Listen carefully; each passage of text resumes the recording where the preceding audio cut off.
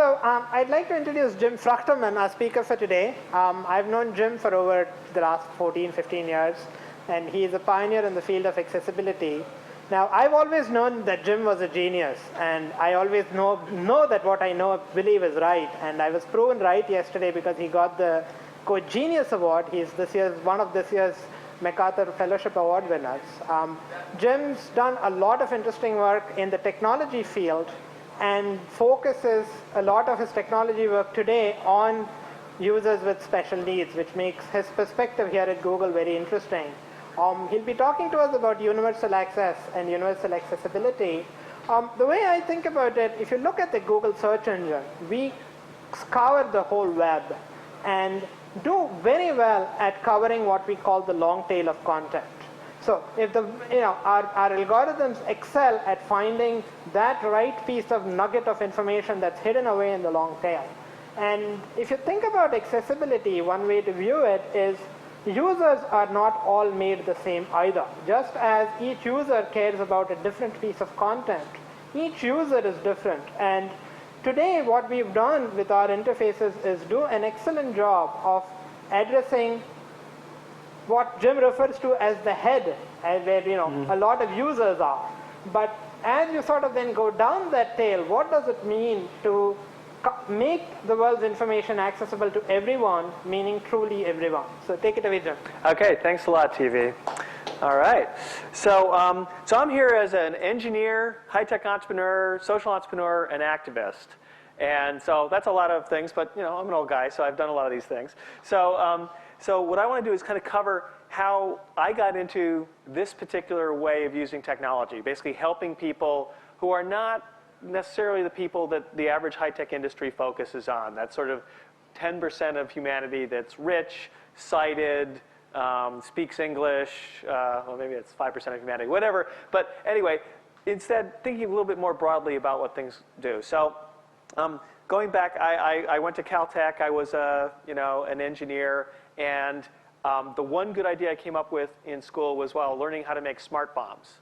So I was in a modern optics class, and we were learning how to make an optical pattern recognition device. And of course, the example, this being the 70s, was how you use that to target a smart missile. And so you would have a camera in the nose of the missile, and then you would have a representation of the target, a tank, a bridge, an airfield, and the machine would go out there, it would scan the environment, find the target, lock on, and go and blow it up.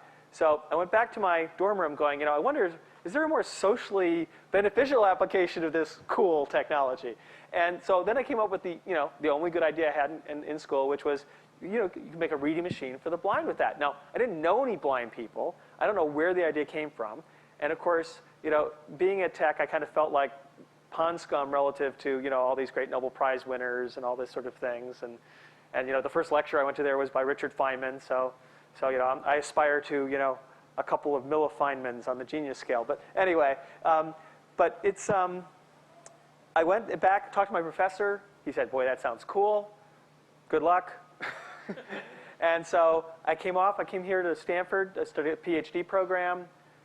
A couple guys, we found out about there was something called business. I had no idea about business. We brought in some speakers into the engineering dorm, Carruthers Memorial. The first one was the head of a private, a personal computer company. And the second guy was running a private rocket company. So I quit my PhD program, joined the rocket company, and the rocket blew up on the launch pad. And so I was sitting there, do I go back to grad school? So I tried to start my own rocket company, and no one gave me $300 million to start my own rocket company. And I was really completely disappointed. So, but then my former boss from the rocket company said, hey, I've got this buddy. He's a chip designer at HP Labs, and he has an idea for a company. So we got together at a local restaurant, and he said, well, I think that we could make a custom chip that rather than being a general purpose chip like a CPU or a ROM or a memory, could actually read characters, do optical character recognition. And of course, my reaction was, that's cool. You could make a reading machine for the blind with that. So we went out and, make a long story short, we raised $25 million in venture capital, and we invented what is called OmniFont character recognition. So at the time, character recognition came in essentially two flavors. Font specific, And this was just in the era where people were getting away from typewriters. So you would buy a Prestige Elite ball or a Courier New ball, and you could buy an option that would read that font, but only that font. Or you had machines like the Kurzweil machine where you could train it. You would teach the machine. So what we did instead of that approach is we gathered millions of examples of characters, and we got a network of 40 Sun 2s at the time, and we compared every one to every other one and kind of came up with a map of what an E was like in our feature space and what a C was like. And then we could say, oh, this character is pretty close to an E or a C, and we draw different boundaries around that. So we actually came up with something that could read anything. And this is what was crucial to make a successful reading machine for the blind, because if you try to scan a document and it doesn't work 90% of the time, you're not going to keep beating your head against that, But if you could actually read 80 or 90% of the documents pretty well, you actually had something useful, not only for blind people, but for lawyers reading contracts and the Postal Service routing the mail and insurance claim forms and the like. So we built a company, we did this, and of course we sold the venture capitalists on this big market for optical character recognition. And but secretly, we still wanted to build a reading machine for the blind. So after about 5 years, we had a secret team building this reading machine. And you would take a piece of paper, and you'd stick it in the scanner. You'd push a button. It would scan the page, taking a picture, do the character recognition, send it over to a PC, and a very mechanical hardware voice synthesizer would say, these are the times that time and souls, but much less quality than that. And so, and our board said, oh, this is really cool. What's the market size? And I said, well, we think it's about $1 million per year. And they said, well, we fail to see the connection to our $25 million investment in your firm. And that's the problem that Benetech and I have been working on ever since, is there are many really cool applications of technology that help people that aren't $100 million markets that are growing at 40% a year. And that's what venture capitalists and high-tech companies generally are looking for. So we went off and we started a nonprofit tech company, a deliberately nonprofit tech company, as opposed to all the accidentally nonprofit tech companies that I had been starting. And we, within 2 years, became a $5 million a year social enterprise. So it's the only high-tech company I've ever been associated with that actually beat business plan. But partly it's because our expectations were set so low. And what we did is we actually created a charity. So it was actually what's called a 501c3. That's the charitable status. But inside, it looked like a regular high-tech company. We had a product manager. We had tech support people. We had developers. We had one salesperson. And so we went out and we, over the 1990s, sold 35,000 reading machines, reading a dozen different Western European languages with customers in 60 countries. And during that entire time period, we were profitable, but we would just spend the extra money on more engineering or more outreach or whatever. And so we ran within 1% of break even. So in 1999, everyone thought I was absolutely an idiot for not trying to start a regular for-profit company, because everyone was going to become a multi-billionaire. And so, but I decided, let's do more of this. And so we started talking to people about raising money, and about that time, a venture capital back group bought our reading machine for the blind business from us for several $1 million. And we took that money, and since we were a charity, I couldn't pocket it. We put that money and we created several new tech ventures. And some of these are, I think, very relevant to the main topic of my conversation today, which is accessibility and access to information. The first new venture I came up with was because Eileen Richardson, who is the acting CEO of Napster, lived 2 doors down. And her teenage son gave my teenage son Napster, late 99. And so I came home and I said, hey, Jimmy, what's this new icon on the PC? Oh, Dad, it's this Napster thing. A kid a couple doors down, his mom works on it. So, oh, cool. So we spent an hour playing music. He would play 90s punk, and I would play Pat Benatar to show that we had music like that too when I was young. And we went back and forth. And then I said, gee, Jimmy, how much did we pay for this? And he said, well, nothing, Dad. And I said, and of course, I'm a software guy, right? I'm like, oh my God, this is so illegal, but it's so cool. And so immediately the idea came to my mind, could we do this for blind people? Because we had all these people, 35,000 people, scanning books, and it takes 2 or 3 hours to scan a book by hand. And then if you want to proofread it, it takes a lot more hours. giant pain in the ass. And a bestseller would come out, hundreds of our users would be scanning it the same week. And there was no legal way they could share it. So I did a little bit of, and I called this, of course, Bookster, right? So I ran around and started talking about Bookster, and people said, oh, that sounds kind of cool. And then someone told me, if you call it Bookster, the publishers will sue you into the ground. So we renamed it Bookshare, and we found out that doing this is actually legal under US copyright law. Now, they never could have imagined the Napster model when they put this change in the mid-90s into the copyright law, but it said a nonprofit serving the people with disabilities do not have to pay a royalty or get permission to provide access to books. So we can scan any book we want to, and we don't have to get permission or anything. So, whoa. And of course, the traditional model of providing books to blind people is you hire professional narrators with real nice human narrator voices, and they record a book, and it costs $5,000, $10,000 a book to do it this way. Or you can do it with volunteers, and there's a volunteer studio here in Palo Alto. Recording for the Blind Dyslexic has a studio. And that costs them $2,000 or $3,000 if you include all the staff time and the mastering cost and that. Well, if you get blind people already scanning books, even with a little bit of staff time just to make sure we're obeying the copyright law, less than $50 a book to put in. And this is in low volumes, so we start scaling up. So the other thing we did is we went to the publishers a year before launching, and we addressed their copyright committee. And this is, of course, a group of people that some people at Google are actually talking to these days, And I described this dream of Bookshare and how we're going to do this, and they said, actually, I think it was the main lawyer for the association said, no one has ever come to us and told us of their plans to steal our stuff in advance before. And I said, it's not theft, it's the bargain in copyright law between IP owners and society. And yeah. Can we actually kind of like work with you a little bit here? And so we made a few concessions in terms of digital rights management, but in general, when one of our users gets a book, they can unlock the DRM container and take it out of the lock. Why? Because people who want access to books want to do a gazillion different things to it. They want to stick it on a Braille note taker and carry it around with them. They want to rip it to MP3 using a voice synthesizer and carry it on an iPod. If they have low vision, they want to print it large. They want to print it in Braille. So what we did instead of providing strong locks, which is the traditional digital rights management approach, we provide essentially weak locks. Think of it as like zip. And strong social pressure. Okay?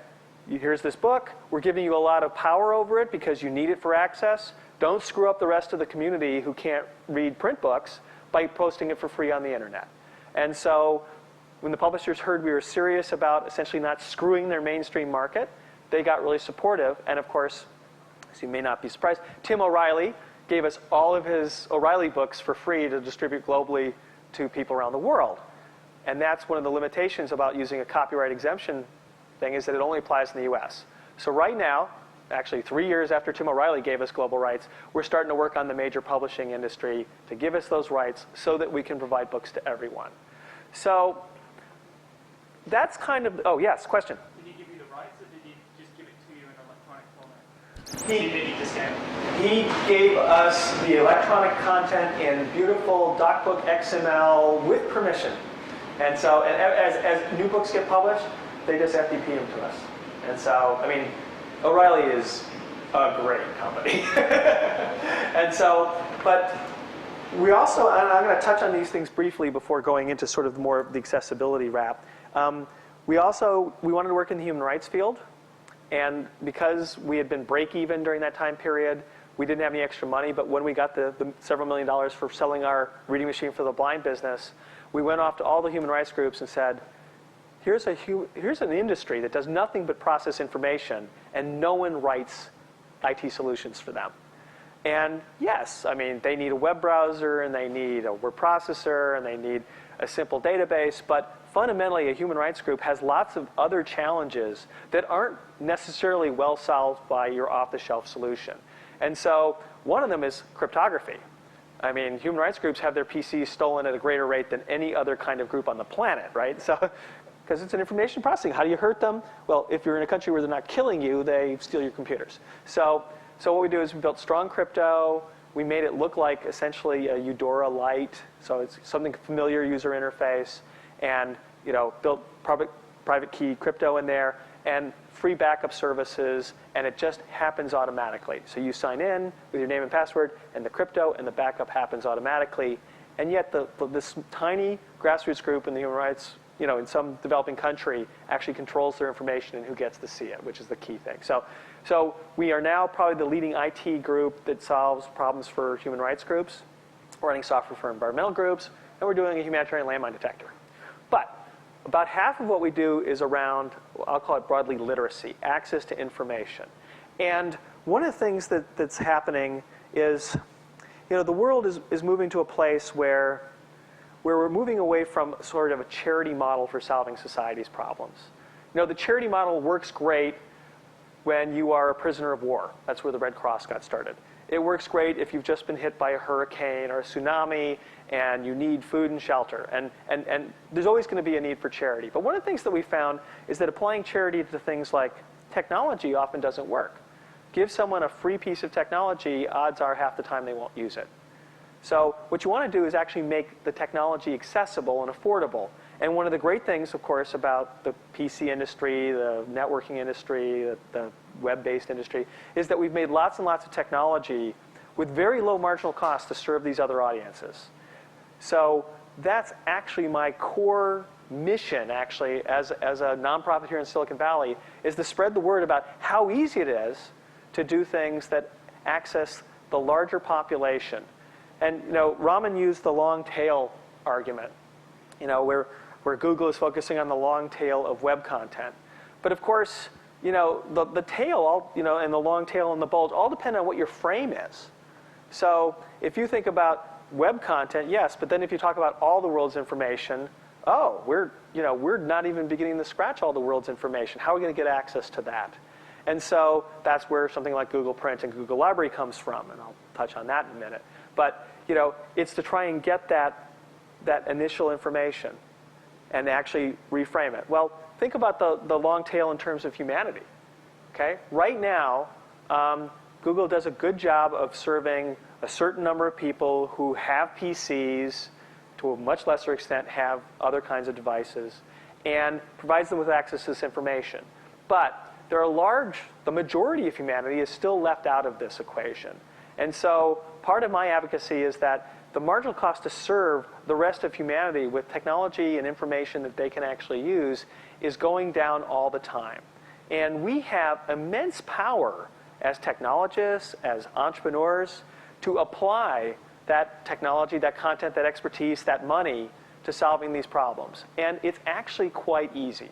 So first of all, in making information accessible, one of the most popular concepts in accessibility is universal design. If you make it easy for everybody, your market is actually going to go up, because the average user of technology is not a 35-year-old, average height and weight, Caucasian male. Okay? That actually does not represent the majority of humanity. So if you actually start broadening who you're designing for, you'll start saying, I'm doing something for people with low vision. Oh, well, guess what? Most people over 60 have some form of image deterioration, visual deterioration, and it helps them. There are a lot of people who don't hear so well. They won't claim to be deaf, but we all know people who don't hear so well. And so if you can do something that allows them to get access to information not purely in an auditory fashion, you've actually increased your market. And of course, it's much harder to retrofit a solution with accessibility than it is to build it in from the get-go. And I think that that's a lot of what the accessibility movement is about, is trying to get people, developers, the people who write the specs, the product managers, to actually think, okay, it's going to add 0.5% to our development cost to add in these extra features. And you know what? It might actually enlarge our market by 5% or 10%. But people haven't been used to thinking that way, but we're now starting to realize that, to be as successful as our companies want to be, we need to do that. And I keep making that argument on both sides of the equation. Both it makes business sense and it makes social sense. And if it doesn't make business sense, I'm going to make the social sense argument next. But and some people will go purely on the social argument. Some people will go on the business argument. But I'm pretty familiar with the way things work in Silicon Valley. Just like my venture capitalist who said, "You've got to be kidding," when I said we were going to go after this $1 million market. Investors and business unit managers are always looking for how to make some money. So what I want to do is help people frame these important social missions in terms of why it makes business sense. So as we sort of look at some of these accessibility issues, Google is increasingly ground zero for a lot of these accessibility issues. And I'm going to touch on a few of those examples. As a technology, Google started off with an incredibly accessible tool. Okay? Simple user interface equals universal accessibility equals ease of use for blind people and people who aren't very tech savvy and people who don't read very well. So the less cluttered your presentation is, the better. So it turns out that what Google was doing was great. And now Google is experimenting with lots and lots of additional services and products. And people aren't thinking about accessibility when they're building them. And so we're getting a steady stream of new capabilities that suddenly an existing part of Google's user base can't use. And suddenly the sort of vision of Google as providing accessible information starts to get chipped away. And people are going to come to you and say, do it because it's the right thing. And at Google, I think that argument gets more attention than it does at, say, it did at Microsoft when we started working on them many years ago. But there are going to be other pressures. I mean, I've talked to both the national blind organizations who are discussing, should we be suing Google over Google Print? Because Google Print is scanning all these books and providing them in an image-based format that a blind person can't read. So I, as a sighted person, can look at that page and read it, and Raman and Jim can't. And, is that fair? I don't know. What's the business case? Harder to make, but I think it's part of the social responsibility of the organization to start thinking about how to solve that problem. Oh, sorry, Jim. And then we run into the other issue. It's not our stuff. Okay? Fundamentally, when Google is scanning books, it belongs to somebody else. And then you're looking to copyright law and fair use and other concepts to get access to these books. So for the public domain books, no problem. For, let's call them the orphan works, the books that are out there but no longer in print, hard to, people probably don't care. I don't think the publishers and authors really care about whether you guys scan a 1940 novel that hasn't been in print for 20 years or 60 years. I mean, they don't care. And then you've got essentially that front end of the bulge, right? The current bestsellers, the 200,000 books that people are actively interested in. So, and I do know that Google is working directly with publishers to sign them up for those sort of current books. So it's a permission thing. So Google actually has signed an agreement with a lot of these publishers that says, we won't give the entire book to anybody. We will only do this, this, and this. And then when I show up and say, well, do accessibility, they say, oh, well, we've already committed to the publishing industry that we can't do that. So it's been an interesting challenge for us. And it turns out that because of the current conflict between publishers and Google, the publishers don't want to make any concessions to Google, even for a socially beneficial thing. So at the moment, we're at a stalemate. For example, there was one of the 5 biggest publishers who was working with us and with Google before Google Print was announced, Google Library was announced. So it was back when it was a permission-based kind of deal. And they were going to give Google permission to give us all their current bestsellers that they're providing digitally. And when the big thing blew up, the publisher said, oh, God, no, we don't want to do it with Google right now. How about we give you the content directly, just like O'Reilly is doing, but don't tell anyone we're doing it. So now we've got a pile of great, new, perfect, best-selling books with global rights, because we also convinced them to give us global rights, but we can't tell anyone who it is. And so now I'm going around trying to convince the other publishers, well, I have one of your cohorts, but I can't tell you who it is. And they're like, is there a problem? I say, well, So anyway, it gives you some idea of some of the complexity. But it gets back to, if you think about the publishers and you think about what does it cost them to give us the rights to serve blind people around the world, how many books are they selling to blind people around the world right now? Not a lot. And so from my standpoint, I say, well, it's the sleeves off your vest. Why should you care? Just go ahead and give it to us. And as long as we can uphold the social deal, they'll give it to us. Well, start taking this argument a step further. Blind people aren't the only disadvantaged people in this world, right? There are people with other disabilities, and there are an awful lot of people who are poor. And we're not serving them all that well. How about you give me the right to deliver that same digital book to poor people in the developing world. And, you know, tell you what, I'll even give you half of the money I make. And I promise you that whatever your sales were for books in Sierra Leone, I'll triple it. You know, even at half of whatever I charge, even if I only charge $1.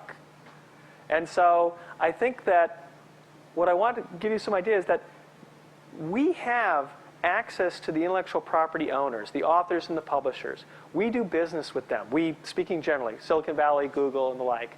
And people innately would like to do the right thing as long as they don't get screwed by it. And so we have to construct these kinds of deals to make this possible. One of the other Genius Award winners, I'm sorry, MacArthur Fellowships, I got to use the politically correct term, is Victoria Hale. And she runs a nonprofit pharma company in San Francisco. And it's exactly the same analog. You know, there's this drug. It saves 100,000 lives a year. Those are poor people in India. Why would any pharmaceutical company ever do that?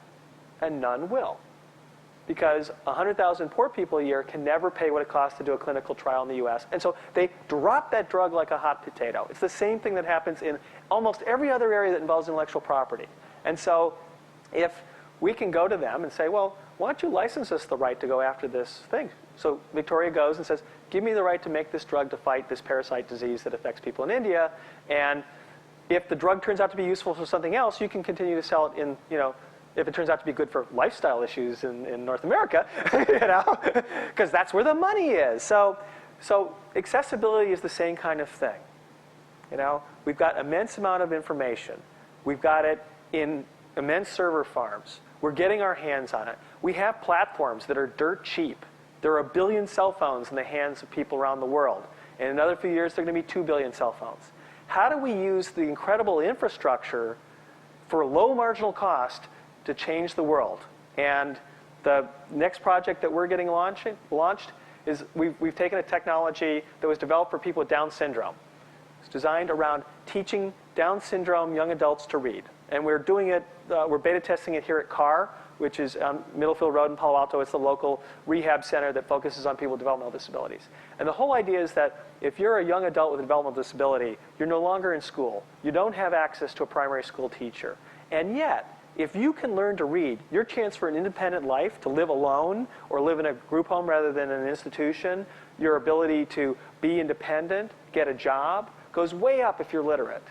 So imagine that you have content based on Creative Commons licensed images, so like Flickr images, because I don't want to pay AP for what they want to charge me for their pictures, and a little bit of text, you know, a 16-page book on Tiger Woods. Tiger wears red. Great picture of Tiger Woods. And then in the corner, there's a little teacher icon that instructs the literate but inexpert teacher, the parent, the volunteer, the special education aide, how to teach reading. Gee, Tiger wears red. Look at Tiger's red shirt. Do you know what letter the word red starts with? Is it L, R, or T? And then if the person chooses L, you say, well, it could be L, but then it would sound like this, lead. But it's red, so it's R. Let's go on.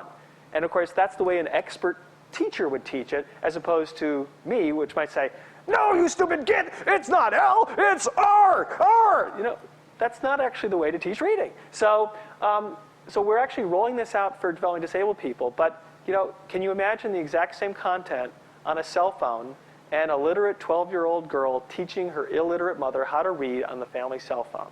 Okay, it's technological barriers, zip. Licensing barriers, nothing, because we have Creative Commons, you know, images that we can distribute everywhere. So what it is more of a distribution operational challenge. And is some company going to get really rich on it? No. At least not now. So someone has to do it. So part of what my mission is to encourage the people who control technology and content to be open-minded about these social applications of their technology. Low marginal cost, protecting you from essentially leakage into your main market or undercutting your main financial strategy. And whether you go off and do it yourself, you know, as an entrepreneur, that just chooses to wear a social hat, or whether you do it as a company that decides to do it as part of your social responsibility, or you just let someone do it.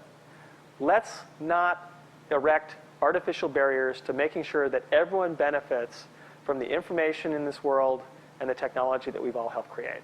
So thank you very much. So I'm happy to go into answering questions and focusing more on anything that you guys are interested in hearing about. So, do we have any questions? Raman, is there something that you want to make sure I said? I think you did a very good job of covering the basis. Let's see if people have questions and then we can start going in. You get into a deep accessibility discussion. Okay. Yes? Have you seen any problems with leakage of content?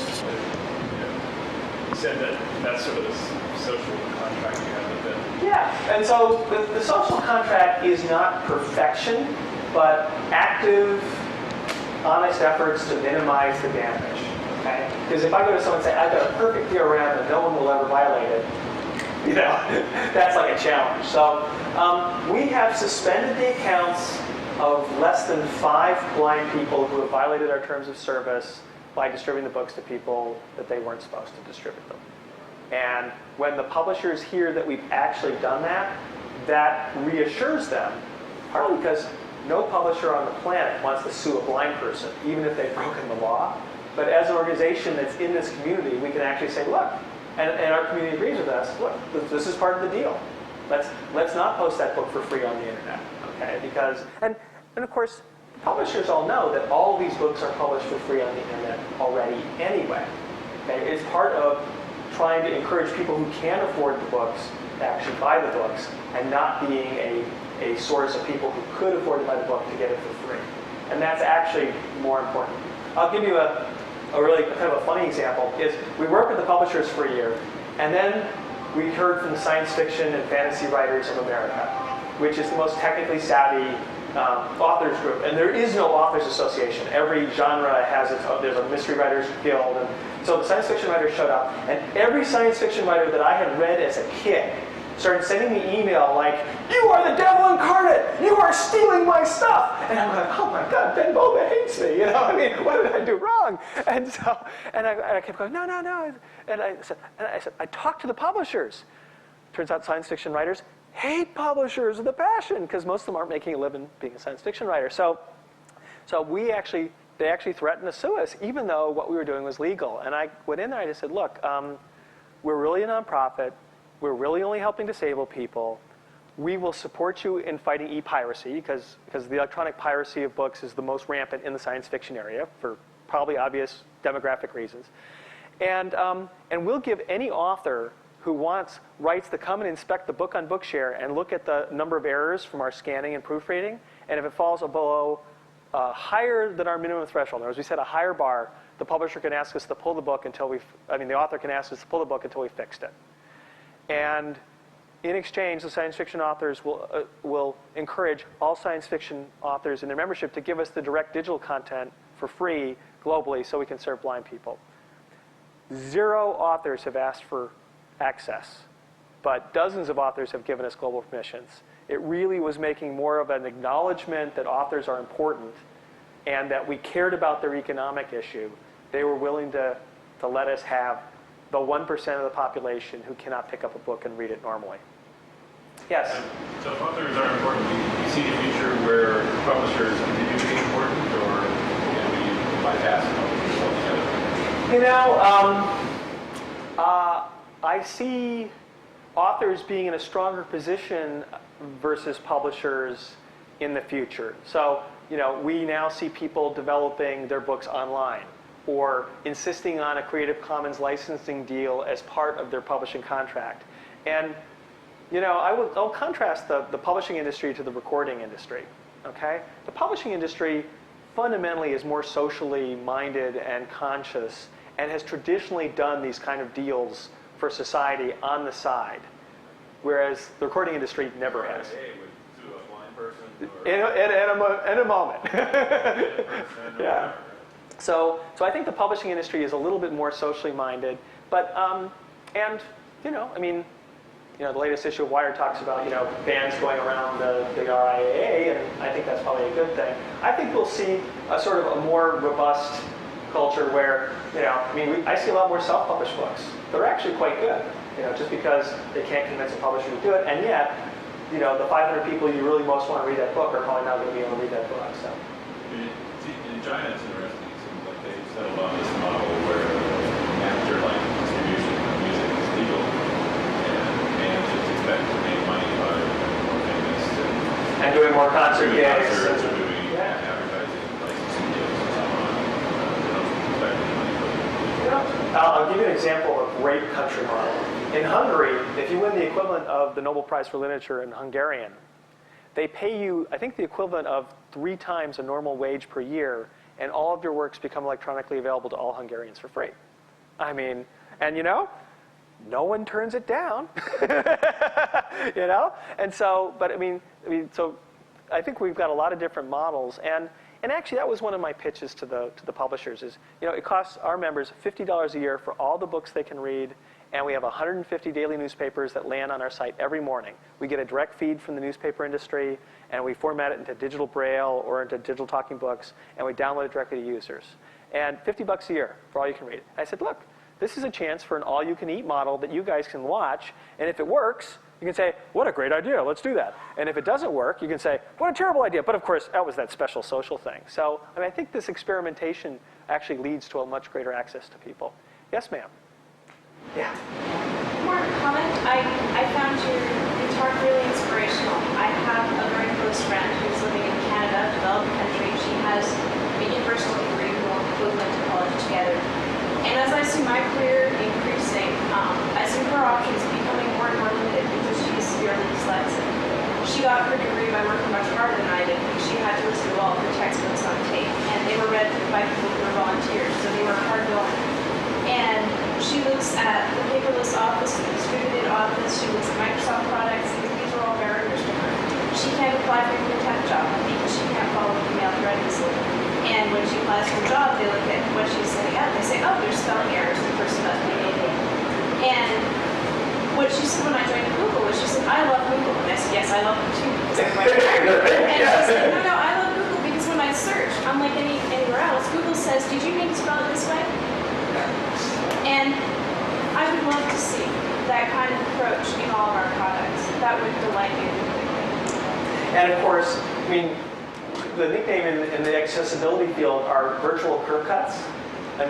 Curb cuts are put in so that people in wheelchairs can go, on the corner, can go up on the sidewalk from the street. Well, it turns out, of course, that the most frequent users of curb cuts are not people in wheelchairs. It's people pushing baby strollers and delivery guys with boxes and a cart. Everyone benefits from it. So it turns out that in many, many cases, a technology that helps disabled people helps non-disabled people. It's that universal design concept. And what I meant to type instead of what I did type helps a lot more people who aren't dyslexic than who are, but a lot of us just mistype. So, and actually, Bookshare is also for people with severe dyslexia, so they don't have to hire a reader and all that kind of stuff. So that's probably our biggest potential market. But we kind of start with the blind because they're the most technically savvy, and then we branch out through schools to the kids with dyslexia. Because it's much harder to identify dyslexic people once they're out of school. The way it works in Canada, she has a card that says she's legally blind, so that she has access to those books. Well, in the United States, the technical term is print disability. So the print disability covers both people with visual impairments as well as people with hearing disabilities. Or with a physical disability where they can't hold a book, like cerebral palsy or something like that. So great. Yes, Jim. I have actually a non-accessibility question first. In the non-accessibility world, what are the biggest technological challenges that you have? I'm thinking specifically about the human rights space that you're talking about, but anywhere else you might talk about. What are the biggest technological issues? Well, of course, the odd thing is that the issues generally aren't the technology. The issues are lousy connectivity, an ISP that's run by essentially the secret police, people who, the reason that they're a human rights activists is because their family was murdered and they were a farmer, and now they're very passionate about their cause, but they didn't go to university, they don't know how to use tech, and now they're being thrust into this role. That's actually, throughout the social sector, I say the social sector is often 2 to 20 years behind the business sector in terms of its use of technology. And yet, I mean, think about some of the problems we're facing. Global illiteracy, HIV/AIDS, economic development, women's empowerment. I mean, all these issues that technology is going to be a piece of. And even if you assume that we have a limited amount of resources, if we make those resources work twice as hard, then we can get twice as much social good for a certain amount of money. So, I mean, technically, I'll tell you what we do, and I'll be quite honest. One of our metrics for a project is low technical risk. See, our business plan is we're going to try and take a technology from a company or from a lab or a university, and we're going to try and make it into a standalone, self-supporting tech venture for $1 million or $2 million bucks. So if we have to hire an army of programmers to invent something from scratch, that's your sort of $10 or $20 million project, not your $1 million project. So we go for low technical risk. So usually it's much more in this operational risk. And also, the fact is that we have very few competitors. And that's kind of scary sometimes because we don't actually know what the right solution is. And one of the things that we keep finding out working, for example, with disabled people or human rights groups or environmental groups is the problems we think they have are not the problems that they think they have. And usually they're right. And so we have to actually pay some attention to that. Occasionally you can invent something completely new that they don't know that they need, and then they like it. But that's the exception rather than the rule. Usually, that straightforward thing. So, yes? So what are the greatest sort of unnecessary barriers to your mission these days? What's the low-hanging fruit? Okay. I'll contrast it with Silicon Valley's high-tech approach. If I create a brand new startup company in Silicon Valley, or I create a great project inside of a high-tech company, and the technology works, and customers are excited, and it's going to grow fast, the money flows. Not easily, but I mean, we definitely have a way that we reward success with more resources, and you can take off. Okay, the social sector works in the opposite way. Okay, if you want to get big, well, grantors, traditional foundations will say, well, we funded you 2 or 3 years ago. We're done now. We're on to the next thing, right? And, oh, you're big, so you must not need our support anymore. So actually, the access to growth capital for scale is probably the #1 issue for social entrepreneurs. And actually, in the next couple of weeks, I have a paper coming out on this that I co-wrote with a guy from Calvert, which is one of the leading socially responsible investment funds, as well as Jed Emerson, who's sort of a very famous homeless advocate here in San Francisco.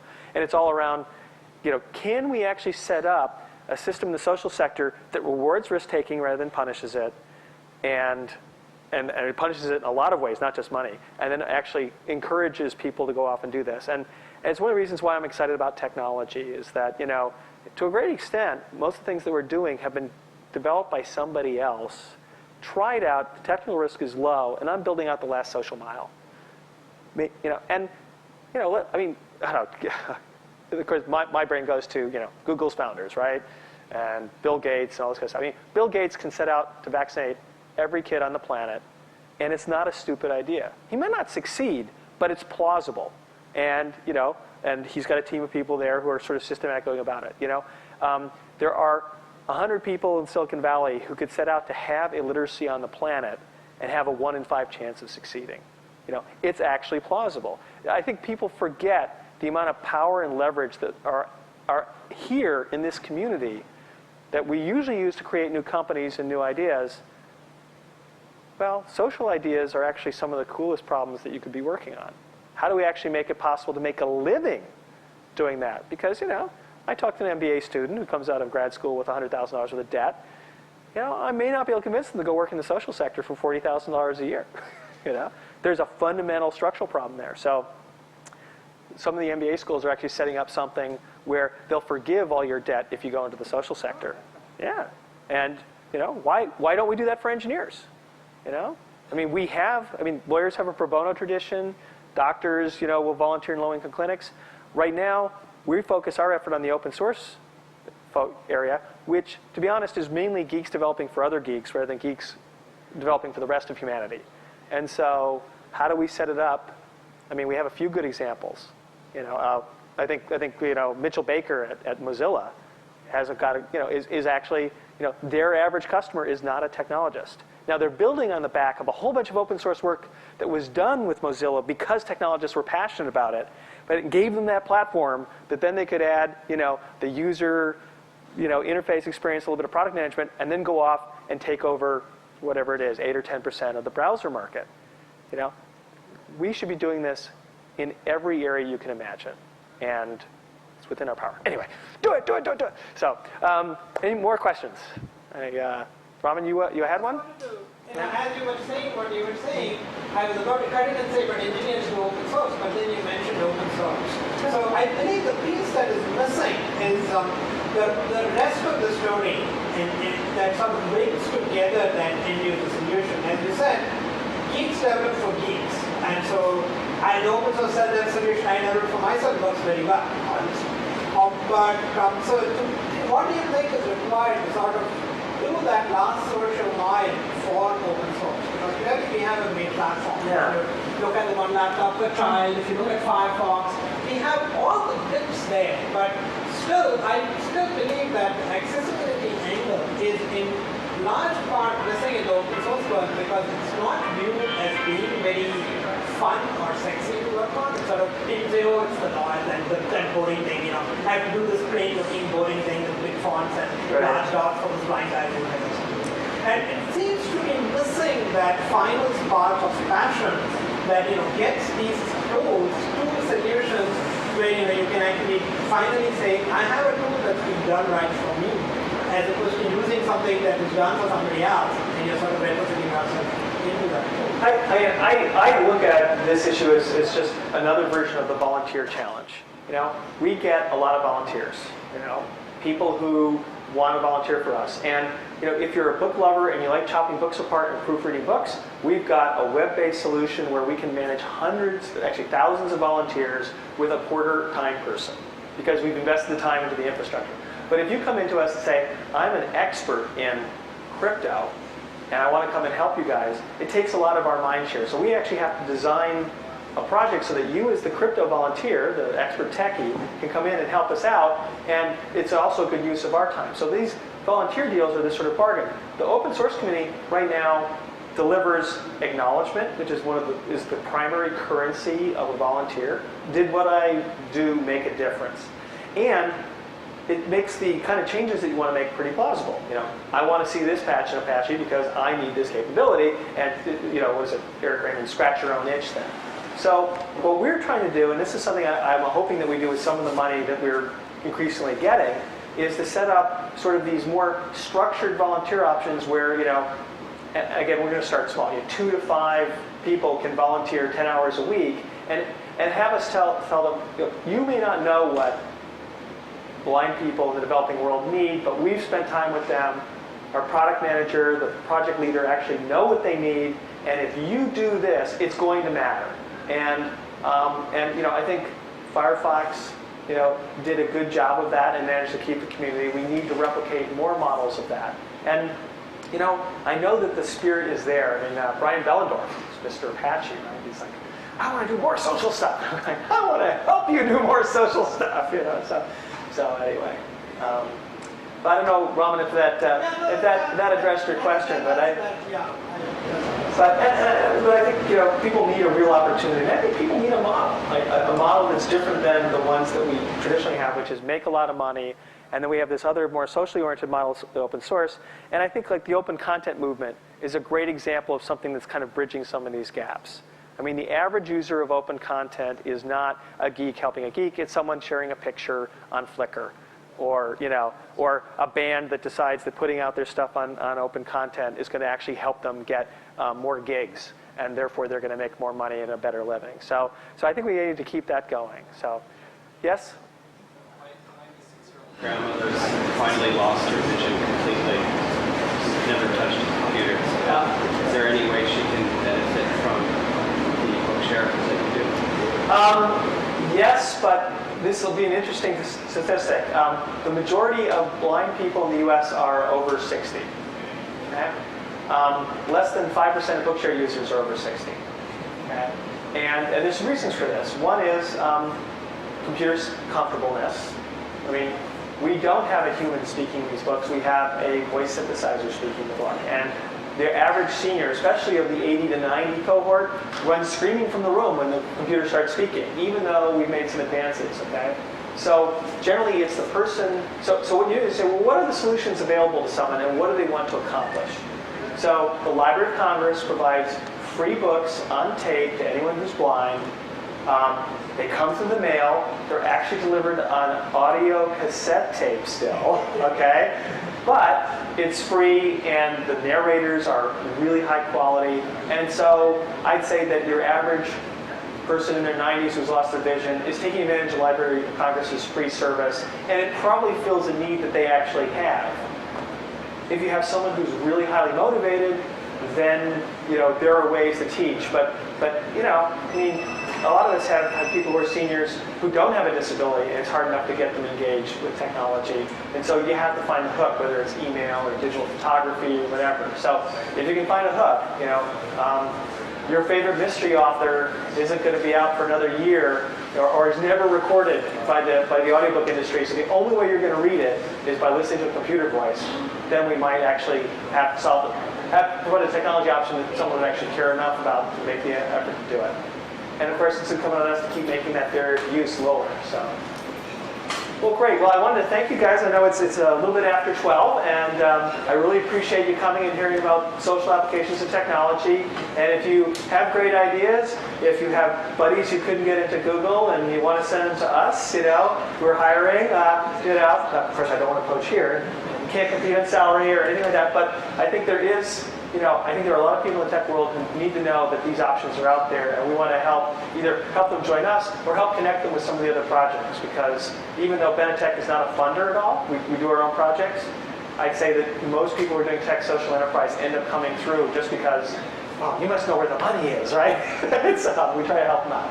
I want to thank you guys again for coming today and for being interested in the topic. So.